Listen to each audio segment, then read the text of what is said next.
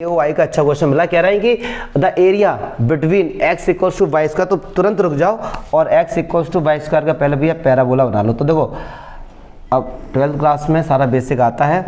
x की power 1 है तो पक्की बात है x एक्सिस कट हो रही होगी, तो इस तरीके से होगा इसका ये बन गया x equals to y square का graph and x equals to 4। अब ये मैंने कहा मान लो ये 1 है 2 है 4, मतलब ये रहा, ये ग्राफ बन गया x इक्वल्स टू 4 का, ठीक है, इसका ग्राफ बन गया। कह रहे हैं कि the area between x equals to y square x is divided into 2 equal parts, मतलब इस एरिया को 2 इक्वल पार्ट्स में डिवाइड किया गया है। कैसे? By line x equals to a। अब a की वैल्यू हमको फाइंड करें, तो मान लो मैंने कहा ये रही a की वैल्यू, यहाँ से एक लाइन होती हुई जा रही है ये इस तरीके से, ये बन गया x इक्वल्स टू a का। तो ये जो एरिया है और ये जो एरिया है ये आपस में क्या है जी, इक्वल है।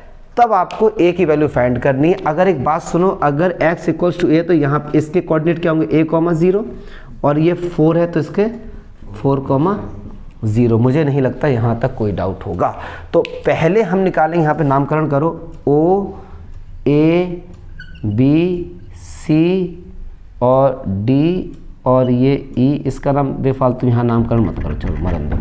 चलो जी, अब according to condition, according to question बोल क्या रहा है कि इसका जो एरिया है इसका जो एरिया आपस में क्या इक्वल है, तो हम यहाँ पे लिखेंगे एरिया OAEO, ठीक है, बराबर है एरिया ABDEA, ठीक है, एरिया बराबर है। अच्छा जी, अब एक बात सुनो, ये पैराबोला जो होता है ये सिमेट्रिक अबाउट एक्सिस होते हैं, मतलब जितना इस लाइन के ऊपर उतना इस लाइन के नीचे होगा। तो अगर मैं इस पोर्शन का एरिया निकालूंगा 2 से मल्टीप्लाई कर दूं पूरा निकल के आ जाएगा। तो हम लोग यहाँ पे स्ट्रिप लेते हैं, मैंने ये स्ट्रिप ली भैया इस तरीके से, ठीक है। तो अगर मैं यहाँ पे आंख बंद कर दूँ 2 तो लगाई दो मल्टीप्लाई में, ठीक है। अच्छा, ये कहाँ से कहाँ तक भागेगा, ये 0 से a तक जाएगा केवल, तो ये 0 से a, और ये जो है y, ये x एक्सिस पर क्या है, परपेंडिकुलर है और इसकी ये लेंथ y होगी, तो y इंटू डी। अब मत पूछना सर ये हो क्या रहा है, ये सब पता होना चाहिए तुम्हें, ठीक है भैया। चलो ऐसे उधर आ जाओ, 2 इंटू ये कहाँ से कहाँ तक भागेगा, a से 4 तक, a से 4 तक, और ये भी y और ये d है, इसको y1 ले लो, कोई दिक्कत नहीं खैर यहाँ पे।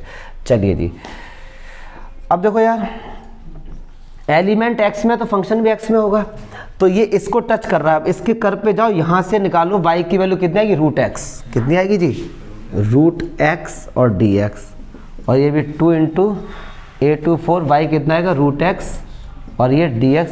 2 से 2 तो हटा ही सकते हैं, √x को लिखेंगे x की पावर 1/2 + 1, इंटीग्रेशन कर देते डायरेक्ट, और 1/2 + 1, और ये 0 से a।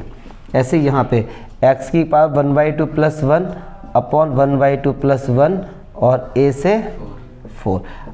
चलो जी, तो ये तो होगी x की पावर 3/2 और ये भी होगा 3/2, तो ये ऊपर जाएगा तो क्या हो जाएगा 2/3 बराबर, यहाँ पे आ जाओ x की पावर 3/2 अपॉन 2/, लिमिट क्या है जी 0 to a और a से 4। चलो अपर लिमिट पहले रखो x की जगह a, तो a की पावर 3/2 माइनस लोअर लिमिट तो 0 है तो छोड़ ही दो यहाँ पे, अपर लिमिट एक बार, तो 2/3 x की जगह 4, 4 की पावर 3/2 माइनस लोअर लिमिट, तो x की जगह,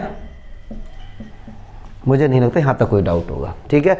अब ये इधर आएगा तो प्लस का हो जाएगा, तो ये देखो दोनों सेम होगा ये, तो ये क्या हो जाएगा 4/3 a की पावर 3/2, क्या मैं समझा पाया ये, ठीक है।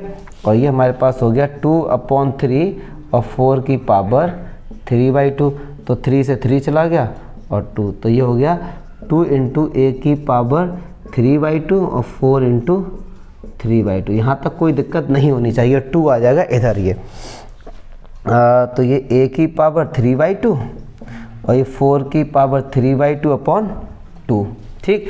अब एक बात सुनो यार, वैसे एक काम क्या कर सकते हैं यहाँ पे हम लोग कि 4 को 2 की पावर 2 लिख सकते हैं, सेम बेस हो जाएगा पावर। अब ये क्लास 6 का बन गया क्वेश्चन का दिन देखा जाए तो।